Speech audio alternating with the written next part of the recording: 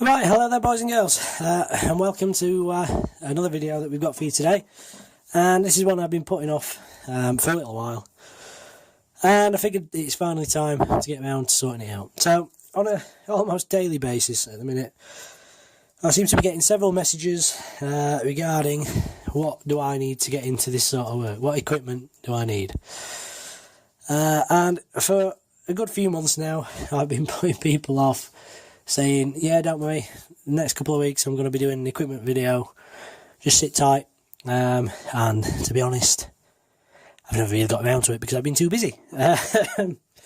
But with it being a really crappy evening outside, and I am full of sort of cold flu type stuff and it's gone on my chest, so if my voice still sounds a bit weird, it is a bit better today, then that's why. So first of all, we're going to have a look at the sort of stuff you need to do BGA Rework. You lucky people. So, first things first, BGA Rework is A, it's very difficult. B, the equipment you need to get started is very expensive. And 3, it can be very, very disheartening because it takes you a very long time, especially when you start. Because you're not familiar with the equipment, you're not familiar with the general process itself. There are a couple of tips and stuff that if you watch our APU reballing tutorial video, you can apply that to general BGA rework, not just the PS4 APU, but any BGA you come across, and that video will help you out. So if you're interested in the process, go along and watch that now. I will link that in here. So just give that a click and have a look. But if that's not your bag and you've watched that and you think, yeah, right, I want to get started, and you're not bothered about the fact that it might take you a while to get the hang of it, then, yeah, by all means, come and sit down with a cup of tea and take a look, because this, excuse me, might take a little while to go through. So, I'm not going to jump into straight where you might think I might, the BGA reballing machine. We're going to get to that in a bit. But first of all, we are going to get into the general sundry items you need to get this thing up and running. So I'm going to go through it in order from the start of the process to the end. So let's have a look then. So once I get something, excuse me, to reball, I've obviously got to take it apart to begin with. So that's where you need stuff like screwdrivers and things like that. So there is a rule of thumb as far as this goes. So one thing that is really, really handy to have is a nice, decent hobby knife or a craft knife, something like that. So something with a nice, meaty blade on it that's, you know, good to hold in the hand. And that's useful for getting stuff off like warranty stickers or warranty seals and things like that. That's brilliant for getting anything like that out. Also, on the back of the PS4, on the two ends, you'll notice some little black sort of plastic film stickers that cover two T9 Auto screw bit. That's really useful for getting behind those and just popping them out without really damaging them. So yeah, you do need a decent Stanley blade. If you do have something like this, because I do have a little tiny one as well, this is just an El Cheapo, but that does the job just as well. But the blades are harder wearing on these, so yeah, I prefer the bigger one, but the little one has its uses as well. So the next thing you need is some decent screwdrivers. Now, as far as the actual heavy lifting goes, get yourself one of these. This particular one is a Bosch IXO 3.6 volt lithium-ion rechargeable electric screwdriver. And this thing I've had for, I can't remember if it's about 3 years now, it's certainly at least 2. This thing is really quick, it's got bags of torque, it lasts ages on a single recharge, and this thing will buzz screws in and out of consoles, PCs, laptops, anything you can think of all day without skipping a beat, and I love it. And basically, when this was brand new a few years ago, this cost me 60 quid. Comes supplied with a really nice charging dock with some holes to store your own bits in. It also comes with a couple of bits. Nothing too specific for what we use, but general purpose things, so they're always useful to keep hanging around. It just has its usual hex drive in the end there, so any generic bit sets you've got will probably fit. Like I say, on a single charge, bags of torque, and it will buzz screws in and out all day long. Simple directional switch there. It's also got a really nice handy little light. So you just squeeze the trigger in a little bit and it lights up exactly where the end of your bit is, which makes aligning screws up really easily. Like I say, any sort of generic hex bits there, it will take quite happily. There's one for removing heat sinks and things like that. And then I have a magnetic adapter with a T9R security Torx bit on the end. It literally just slots in, and I love this thing and would not be without it for the world. You can actually buy that very same model screwdriver these days for about 35 quid online. Do it, don't even think about it.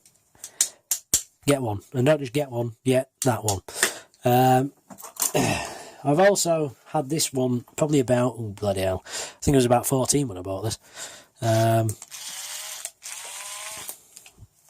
It's a bit slow and a bit crap and takes double A's, but it does the job. But yeah, you know, it's a bit old hat these days, so I keep it around because it still works. The batteries are a bit low at the minute, that's why it's not too quick. But yeah, this thing any day of the week. So you also need a fairly decent, you know, I mean, this has got a fairly meaty posi drive bit on the end of it for getting into PS4 power supply screws, you know, the ones in the corners with the spring retainers. I actually won this in a raffle at the local pub about, probably about 10 years ago, actually. The Christmas raffle. And it's absolutely superb, and I'm giving that more abuse than I care to remember. So yeah, it's always useful to have a manual backup for when your electric one goes down. You also need a really good set of precision screwdrivers. Now these are great for doing anything like PlayStations or laptops and things of that nature, because of course they're full of really tiny little funny screws. So these sets here, this here, I think these are Magnuson ones I bought from B&Q, and I've had these about 10 years. And yeah, I've lost the ends, and you know, on some of the other screwdrivers I've finally lost the rubber handle, but the ends are really still in good nick, and I've pried things up with these, I've hit things with these, I've chiselled bits off things with these, and they are still in fine fettle. Love them. They've got a really nice little carry case as well, which is downstairs, but I digress. These things were Draper precision screwdrivers. I've had these about 12 months, and most of them are already knackered. And I haven't done half with these as I have with those. So a really good set of precision screwdrivers will last you ages, and in the long run, don't actually cost you that much. These things, like I say, although they're still going, I feel a bit guilty really, that I think they're due retirement, so I still need to get a decent set. So yeah, that, and like I say, a decent bit set for, you know, your Lecky screwdriver is always a good bet. So on to the other sort of general stuff, like, you know, a pair of decent scissors, things such as that nature for cutting tapes and things is always a good idea as well. Which brings us on to the next bit. So once you've got your motherboard out of your console, of course, you need to protect certain components. So anything around the BGA that you're looking to rework, of course, like on the PS4 and the PS3s and stuff, there's RAM blocks around the general area of the processor graphics BGAs, or in the case of the PS4, the system and graphics memory is right around the base of the APU. And we don't want to go blasting a load of RAM blocks which don't have problems. We just want to be lifting the APU that does. So what I have is I have a couple of rolls of this stuff, and this stuff here is Captain Tape. This is a really nice thick roll. This is a little tiny thinner one. So this is useful for taping up little components. This thing's useful for taping up RAM blocks and things like that, because it's nice and wide. You don't have to go cutting a load of strings of these, which is a right pain in the arse. when you can just get a nice big fat roll and stick it straight over the top. It also offers a nice sort of wide area, you know, against heat damage, so that's always quite nice.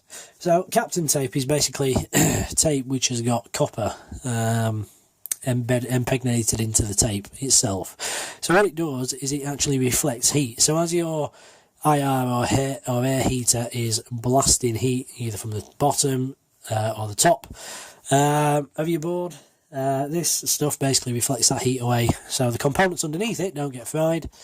So that's really useful stuff. So like I say, anything like RAM blocks or little tiny components that might be easily damaged by heat, connectors, things of that nature, stick a bit of Captain tape over it. Saves you a lot of hassle in the long run. Another thing I also have, but I don't tend to really use this much, certainly not for PS4s, because the components used on there are fairly high temperature, because they, of course, go through flow soldering processes. But for any sort of really tiny sort of plastic connectors or things that do melt, like system speakers or the optical outputs and things like that, some aluminium foil tape. Now, aluminium foil tape, as I should be saying in the UK, because we are right. That stuff there, stick it over the top. Again, there's a very similar sort of job to the Captain, but obviously, with it being an aluminium tape, it reflects a bit more heat. So, for the really sort of heavy-duty purposes, I use that. But like I said, to be honest, don't really use it. Because there's no real need to on PS4s anyway. But it's always useful to keep floating around for peace of mind, so that's always good. So once you've taped your board up, you need to sort of prepare the area of your BGA. So a decent set of little paintbrushes like this can be really useful. One for just getting rid of general surface dust. I also have, but it's not here, a general purpose excuse me, general purpose decorator's brush. My apologies for the cut there. A nice coughing, sneezing fit there just attacked me for no apparent reason.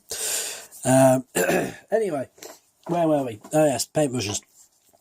So a nice little set like that is useful for general purpose stuff. So removing tiny bits of dust and dirt from around components close to where you're working. Nice soft bristles, won't do any damage at all to surface mount components. Really nice to have. And a few different assorted sizes. So that one you can see is like a fan. That one is a little bit more heavy duty bristles in it. They're a bit thicker, a bit more wiry, a bit coarser. Useful for cleaning stuff. So I use that for rubbing things down with alcohol, because it lifts the dirt away nice and easily. Yeah, so, you know, a good assortment of little paintbrushes like that. Always useful for keeping around. So once excuse me, so once you've got your board taped up and all nice and clean, as I say, I do also have a general purpose decorator's paintbrush, which is useful for, you know, the scenario where you get a board out of a machine that's absolutely filthy inside and it's covered in dust and crap, and you don't want your hands anywhere near it. You get out of it by the edge, take it outside and give it a good brush. It's really cool because it doesn't do any damage to the board. And of course, not only does it not do any damage to the board, but it's the bristles are stiff enough to get rid of all the dust and crap without standing there for hours brushing stuff down. So that's always really cool to have as well. The next thing, of course, you are going to need, and this is one of the most important things you can have when doing BGA rework or any sort of circuit board rework. And to be honest, it's something that causes a great deal of argument in the community in this sort of work, and that is flux. Flux. What is flux? Well, flux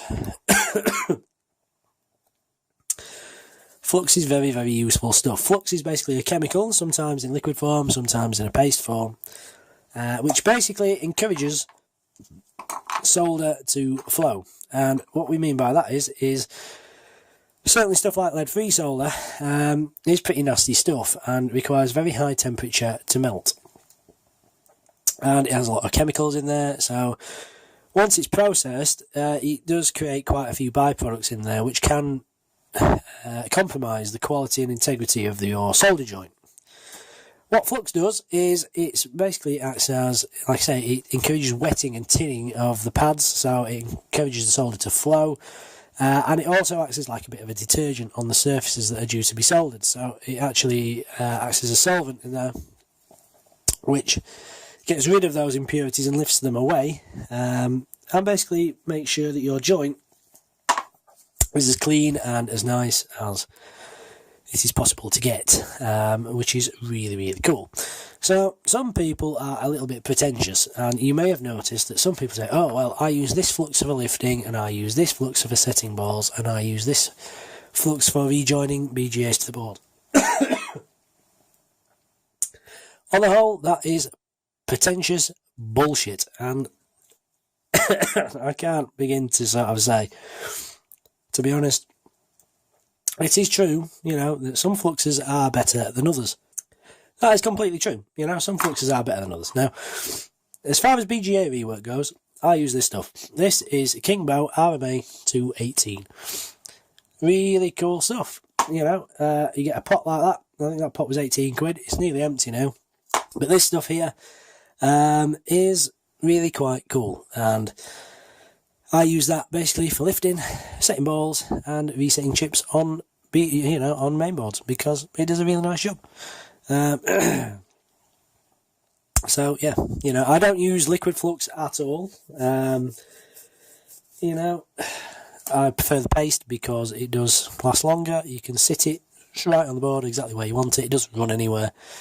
And for me, it seems to process longer, so you know, you can work with it for longer than you can with the liquid stuff. Now, I will say this for you.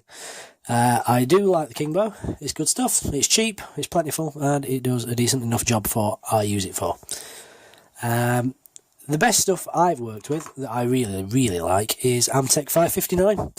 That stuff is absolutely marvellous, but finding the genuine stuff is pretty difficult. So, this stuff for BGAs, the Amtech stuff for general circuit rework, although the Kingbo does a decent enough job of that as well.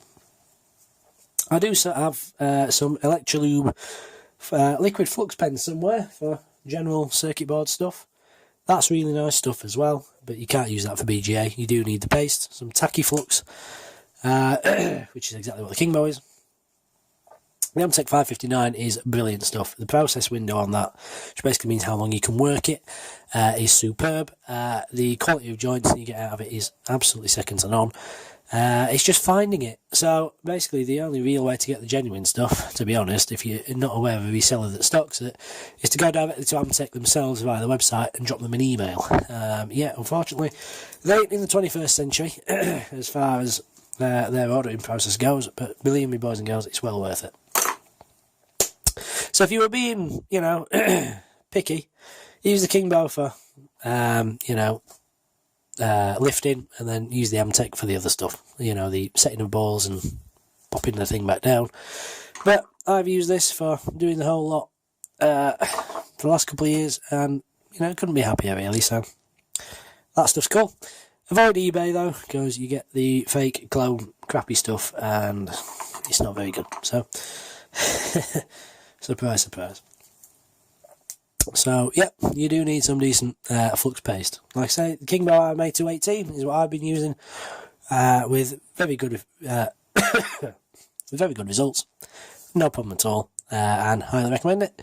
Like I say, the other stuff I would get, and I do sometimes have from time to time, but I'm out of it at the moment, is Amtech 559. That stuff is great, but do make sure you get the genuine stuff, because the fake stuff is crap, and there's lots of it out there, so buyer beware.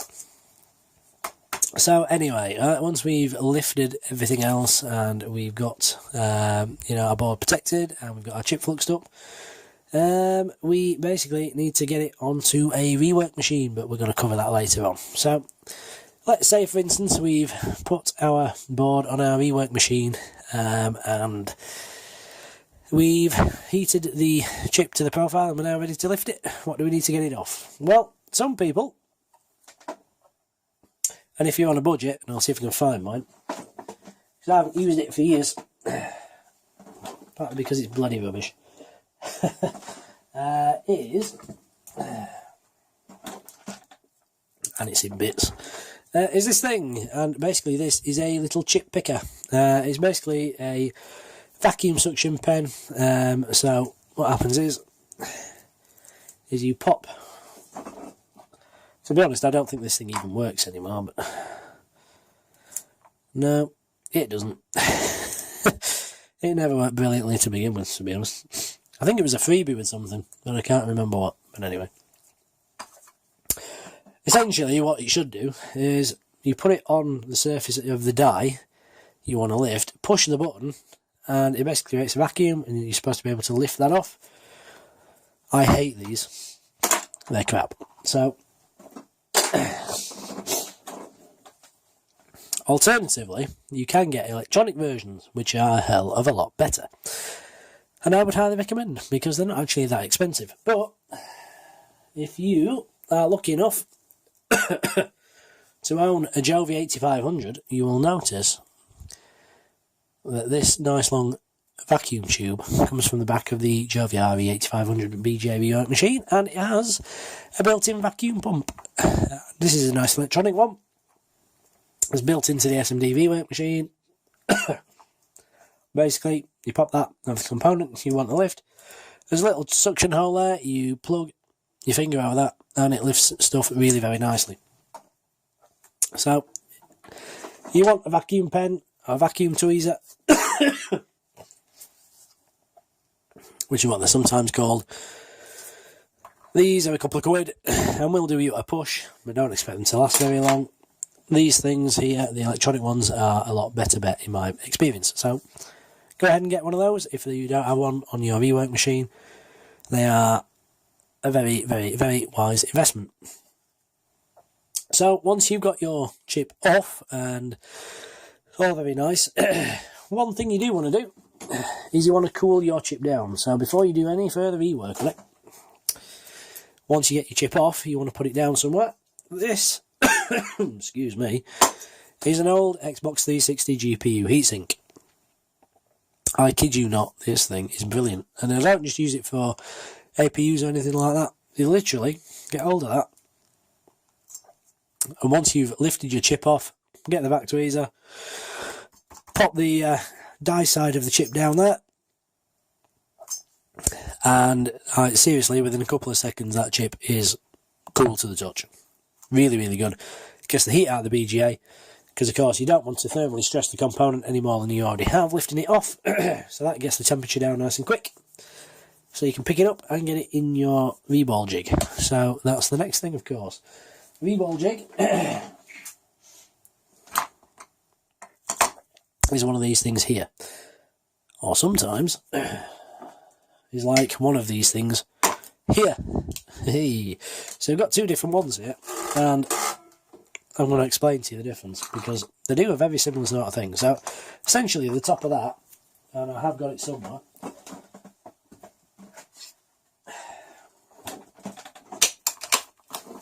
is essentially just like the top of that.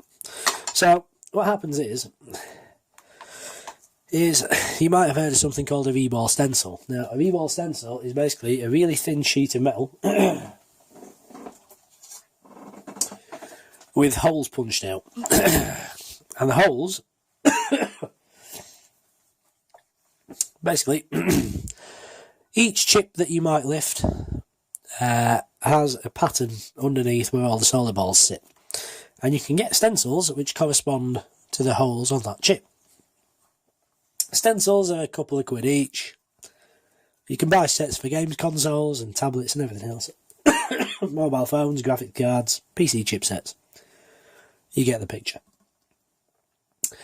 A set with a lot of these in is about 80-90 odd quid, but you can sort of get console only ones, things like that, for 10-20 quid. And these are really cool, because what happens is that the tops of these things, basically they have these little hex screws. The two halves separate, and your stencil sits in the middle. You put the top back on, you clamp these ends down, and then you put your chip into the jaws of this thing. Now, basically, these two work slightly differently. So you'll notice on this one, you've got more hex screws and these little tiny square blocks. So these move independently in and out, back and forth, and basically sit around your chip to hold it in the middle. This little screw in the centre controls the height, so moves your BGA up or down, depending on how thick it is, because you do need a little bit of clearance underneath that. If you do want to see how these things work, again, check out our APU reballing tutorial to see these things in action. I'm not going to go too much into how they work, just know that you need them. So there are two types. Now, the thing to be aware of is that stencils do come in different sizes, and for some chips they only come in certain sizes. So basically the blue one that I've got here is a 90mm stencil set. So it takes stencils that are 90mm in width, so 9cm across.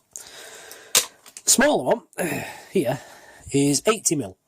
Now, most stencils commonly come in 80mm. Some of them, certainly the bigger ones, come in 90mm form, some come in both, depending on what it is. So it's useful to have one of each for the different size stencils you can get. So, as I say, they do work in slightly different ways, these two, because, like I said, this one has an independent sort of jaw, so it's more flexible as far as placing your chip goes.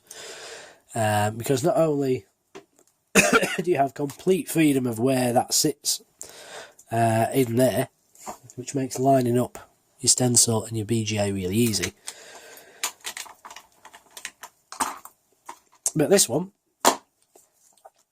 is fairly simple, because this one's just on a big worm screw, and basically what happens is you twist it and the two jaws move in perpendicular to each other, so they actually move in towards the centre together and back out, which means that your chip is always centred.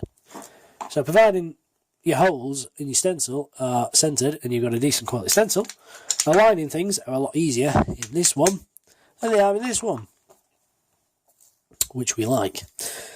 Now, when I started out, I bought the blue one because I thought the blue one would be easier to use. And why is that? Well, you can't really see because I've taken them off, but there is another handle for this kicking round somewhere. But essentially, this thing has a couple of handles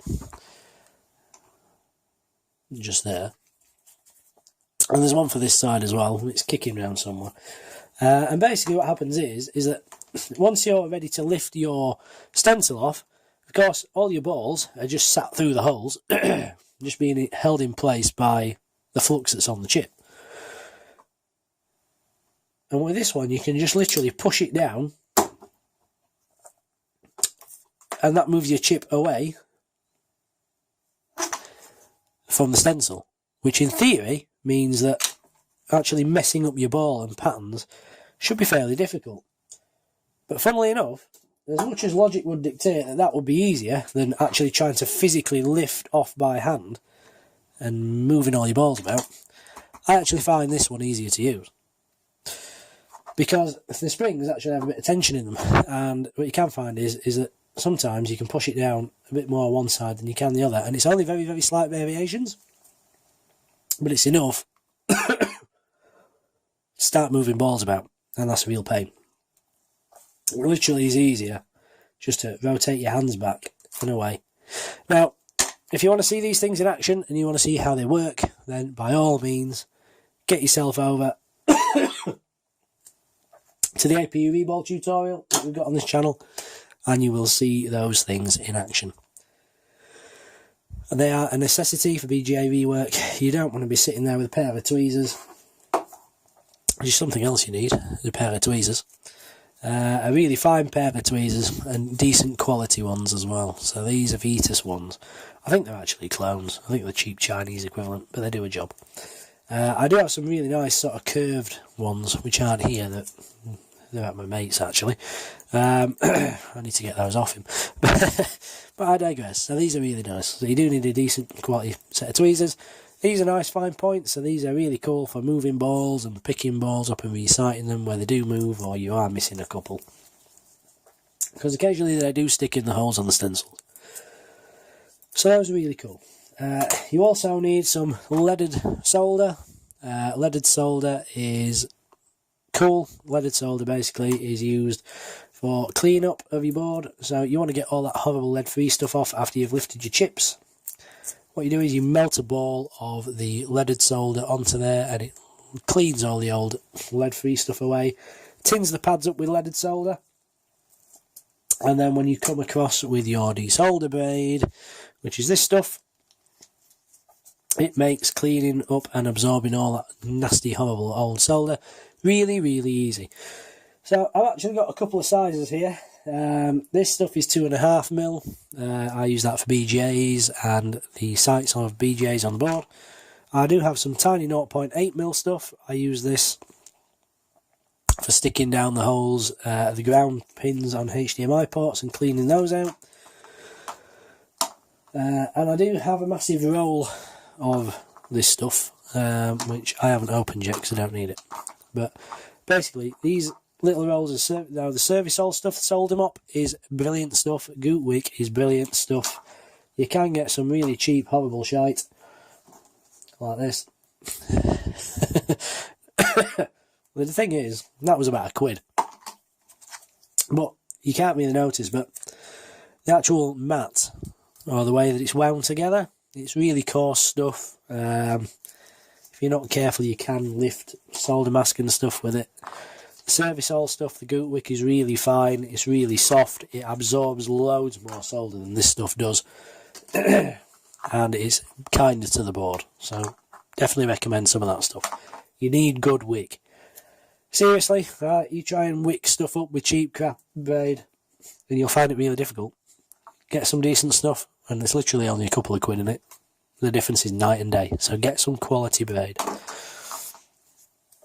So that stuff is required as well. So anyway,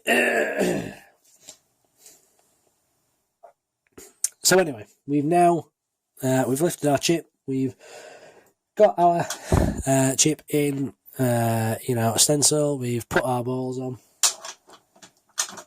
Or we're going to put our balls on, should I say? So next thing you need are balls. Now, these are solder balls. So again, you can get all sorts of different brands of solder balls. Now then, you can get really cheap shit. This is Yu Cheng. Actually, these aren't too bad. I actually got these provided with my old BGA Rework station. They do a job, I suppose. They're alright. Don't really use them that much, to be fair. These here are Scottle branded leaded solder balls. These are 0.55mm. I bought a little tube of these when I first started doing the PS4s. Good quality balls. Yep, recommended. That's only a little 25k pot. Of course, when we got a bit more into doing the old PS4s, bought a bigger tub. And these are 250,000 0.55mm solder balls, as you can hear.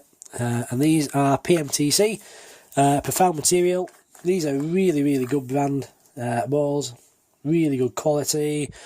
Really good quality stuff. They're very, very uniform in size and shape. Really good quality balls. Of course, to do a decent job, you need the best materials. Highly recommend them PMTC balls, and they're not that expensive either. I think that big tub cost about 18 quid. And you will do a lot of PlayStations out of that. So, definitely worth investing in some decent balls. So, then, of course, you come to set the balls on the chip. Now, some people like to use hot air. I despise using hot air guns and hot air ones to set chips.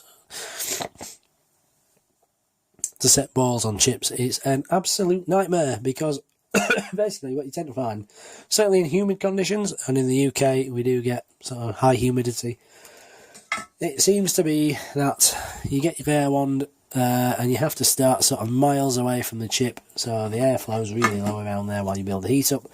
One, it takes ages, and two, they still seem to move around and dance about, and they're a pain in the arse. The easiest way of doing it, for me anyway, that I've found is literally to get a piece of flatboard, or what I do is I actually sight my chip in the jaws of this Reball stencil jig here. Actually sit it in there and then pop that underneath the top heater of my BGA machine and use that. Because of course there's very little airflow over it, so the balls don't tend to move, they just sit there and once up to temperature melt nicely onto the pads without me having to sit there like an idiot waving and wafting ones about. So yes, highly recommend getting a what they call it. So I don't use hot air at all. You need a hot air one for doing HDMI ports and general component work, but I do not use it at all one little bit for BGA Rework. So if BGA Rework is your thing, then good news is for you, you don't need to invest in one. So yeah. So anyway, once you've actually got your chip balled up and stuff, and it's time to stick it back on your machine, we've come to probably the two most important components you are going to need when doing BGA Rework. One of these is your soldering iron, and the other is your BGA Rework machine itself. Yes, we've come to the interesting part, ladies and gentlemen. So now we've got all the sundry items out of the way that you might need for doing BGA Rework, we are going to come on to the important things, and this is the sort of bits and pieces that you really don't want to skimp on. You don't want to cheap out on these. You just don't, okay? Because, trust me, I've been there. I have bought the cheap stuff. I have. I bought, it was a cheap digital temperature controlled soldering iron. I think it was from Maplin in the UK, which is a bit like Radio Shack in the US. In fact, they might even be owned by the same bloody company, I don't know. And basically, yeah, it did a job. It was about 30 odd quid, but the temperature regulation on it was not so good. It would overshoot temperature quite easily, and it would lift masking off boards and ruin them. So, you know, although it's cheap and you can buy them cheap, and to be fair, if you were careful with it, you could sort of get by with it. But no, it was pretty horrible. So you need a decent soldering station, and we'll go on to ours in a minute. So the next bit, of course, is we're going to have a look at one. And this one, the one that I use, is this one here. And this one is a Jovi iSolder 40 rework station. And basically it sits there, and you come down here on the end of the lead is this lovely little soldering iron here. It comes in a nice stand with a sponge. I hate sponges, to be honest.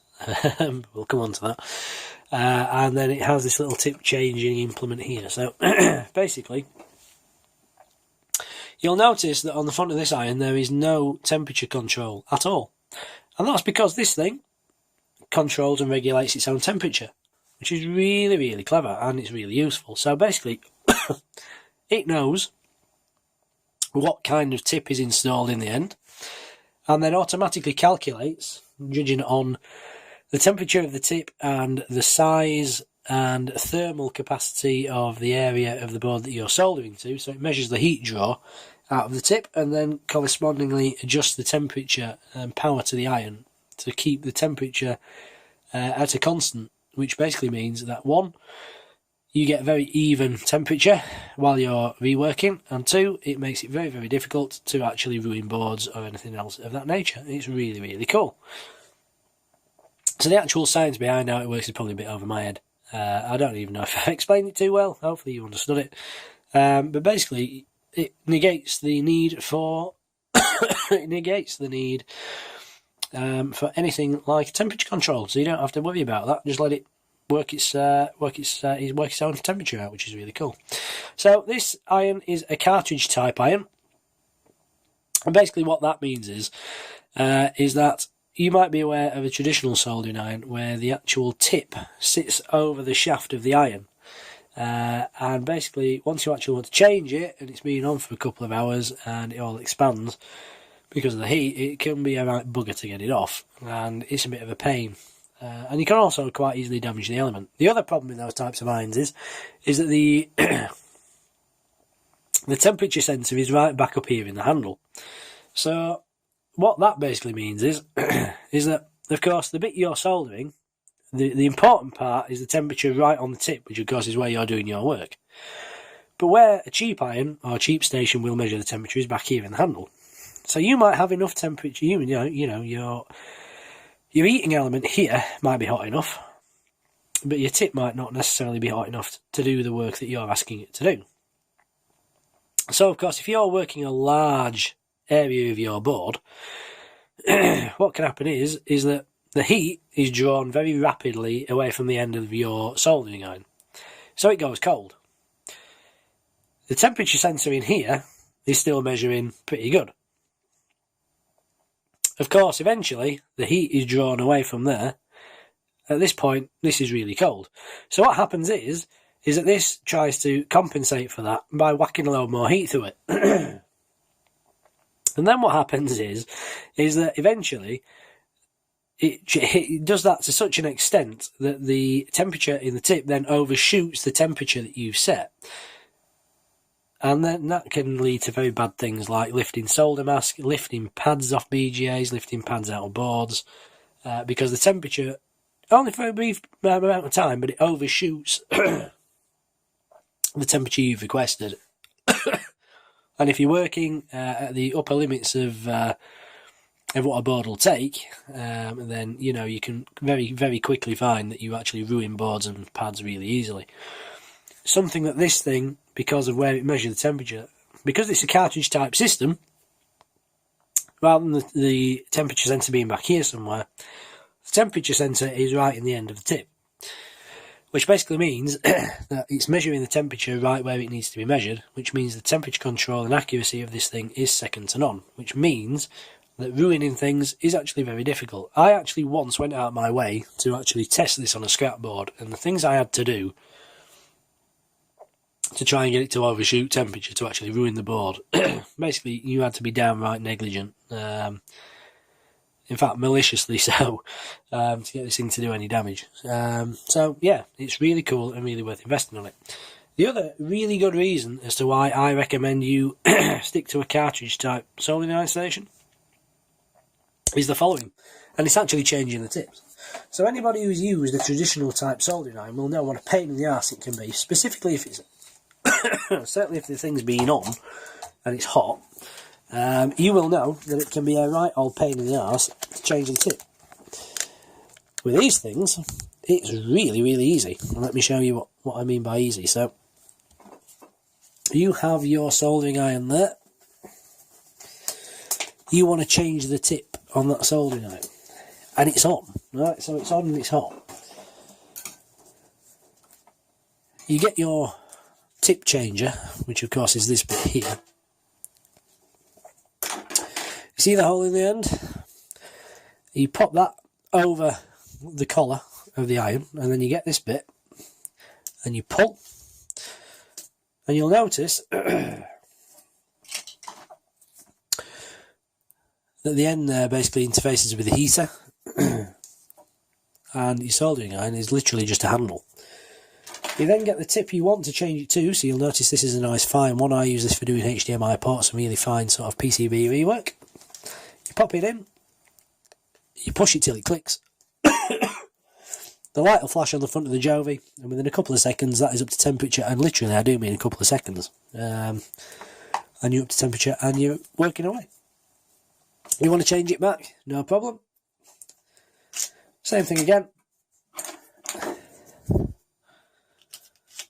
There you go, and you can do that as many times as you like, as many times as you desire. It's really, really good. You don't have to turn the station off in between. You literally just pull it, change it, click it, and away it goes. And like I say, within a couple of seconds, that is up to temperature. It's a superb piece of kit. They're about 140 quid in the UK. Highly recommended. Get one. Simple as, get one. Now, I've been using this sponge, and as you'll notice, it's a bit knackered now, so I do recommend keeping some sponges on standby, or, better yet, is one of those little, little pods with a bit like a Brillo metal scouring pad in there. Those are much better. Cherry Ice Holder 40, get it. The other thing, of course, that you're going to need for cleaning BGAs and things is some very, very decent IPA solvent. This is about 90 odd % proof. It's about 18 quid from Farnell CPC in the UK. It's basically a bit like Mouser or Element 14 in the States, basically. There's about 18 quid for a big 1 litre tub of that. That'll last you a fair bit. I also have a couple of these little syringes. These are cool for just soaking that RPA up, and then you can apply that. You can run that underneath BGAs or apply it to back HDMI ports, and just keep things clean. And rather than having to run it everywhere or dipping paintbrushes into it and muddying it and mucking it up. Because, of course, what good is alcohol when it's dirty? I also have this little cup. You may have noticed I put IPA in that. That's useful for popping BGAs in, just to give them a quick wiggle around with a brush, clean them off. Like I said, we've gone through needle nose pliers and things, just for picking things up and pulling stuff like HDMI ports out of boards. They're really useful to have. The other thing, of course, and we're finally going to get onto it. Like I said, we're not going to cover the Rework, the hot air station. We don't need it for doing BGA. Is this thing, yes. The Jovi, the RE8500 Rework machine. This stuff. This thing is amazing. This thing is truly amazing. I love this machine to bits. This machine cost me 1,600 quid back in May of this year. Came out of my savings. Basically, before this one, I started out with an Achi IR Pro SCV4. It was the non-Scotal version, so it was a clone, and it was absolute crap, and I hated it. So the first opportunity I got, I upgraded to this thing and never looked back. The actual control of the interface is really easy. Of course, again, if you look at the BGA Reball tutorial, you'll notice it, you'll see it in action, and it's really, really cool. Processes BGAs really quickly. It can complete a profile for me in about 4.5 minutes to a full lead-free lift of a PS4 APU. Really, really quick, really simple, and yeah, basically I love it. It's got plenty of slots on the front. It's got 5 thermocouples, which are these little temperature probes. They're basically just little wires. They stick on your board and measure the temperatures across your board. The more you have, the more accurate your temperature control. I have one for the top and one for the bottom of the board, including this very, very nice fixed sensor there, which is really cool for applying to the top of the board. You basically just pop it where you want, and it measures the temperature really good. It does have a built-in fan for drawing away the air. This XY table moves, adjusts in and out, so you can really accurately pop your board in there. It's got a laser pointer on the top, which helps you centralise. You put that over the centre of the chip, and that marks essentially where the centre of the top heater goes. So it's really easy to line things up and get them right in the area that you need. Basically, if you want to see this machine in action, head over now to that PS4 APU Reball tutorial, and you'll be able to see what I mean. You'll see it in action, and it's a really, really cool machine. The Achi was about 800 quid when it was new. For me, it was crap. I hated it. Like I say, probably a little bit harsh, because I don't think it was a genuine machine. I think it was a clone. But yeah, I think I would have been a lot more successful a lot quicker if I'd have just bought this thing in the first place. So you buy cheap, you buy twice, boys and girls. And the Achi wasn't cheap. So yeah, definitely invest in the better equipment as and when you can do so. And this thing is compute controlled, as I say. It has the built-in vac pump and everything else. I love it and wouldn't be without it. In fact, one day, like I say, I'd love to have a Xiaomi, something like that. But even if I did that, and there's about £3.5 a time, I would keep this thing. I would keep this thing floating around, and I wouldn't get rid of it. I rate it that much. The other thing you're going to need is some fume extraction, and believe me, you do need this. This is a Weller WFE 2P station. It cost me about £400. I got a really good deal on it, brand new, from a local seller via eBay. It was collection only, brand new, in the box, still sealed up. £400. I think they're about 650, 700 quid to buy from somewhere like Farnell, or that sort of supplier, but you do need them. You don't want to be doing this sort of work without fume extraction, because the stuff, the chemicals in flux and solder is just horrible, noxious stuff, and it really does not do your insides any good. You need a well ventilated room, and you need some decent fume extraction, which this gives you in buckets. The filters aren't expensive. The main filter's about 90 quid. And I think these change in about every 12 months. The sort of pre-filters, dust filters and stuff are about 10-15 quid in packs of 3. And those need changing every few weeks, but they're not too bad. To be honest, I haven't changed mine yet, and I've had this a fair bit. They were a little bit dusty, but nothing too bad. You can get second arms and things, so you can have more than one head, and you can get like little brackets and things, which help articulate the arm a little bit better. They're fairly expensive, but you know, you can get by. It's a firm tube, and as you can see, there's plenty of articulation in there. Yeah, highly recommend this particular unit.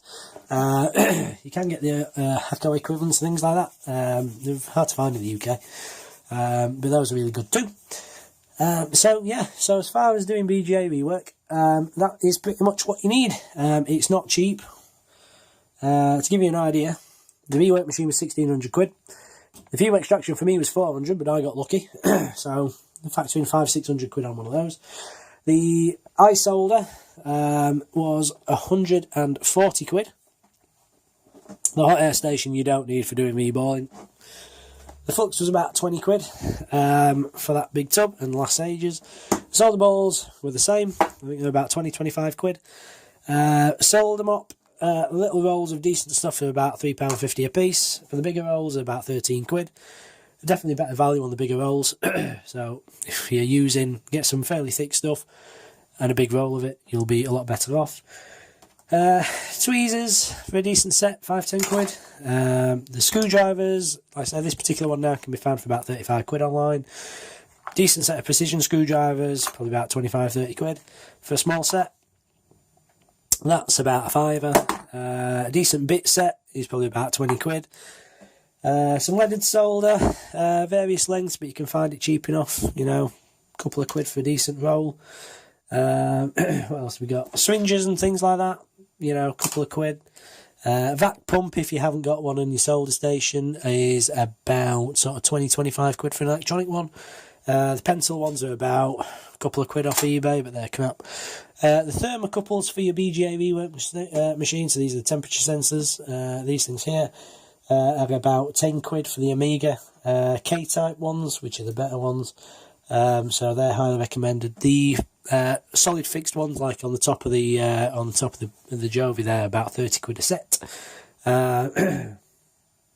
What else have we got? The tips for the Jovi I sold 40. I had to get these from the States, but the Hacko ones are compatible. They're about 20 quid for a cartridge type bit, as opposed to a couple of quid it'll cost you for an additional one. So that's sort of like the only drawback, really.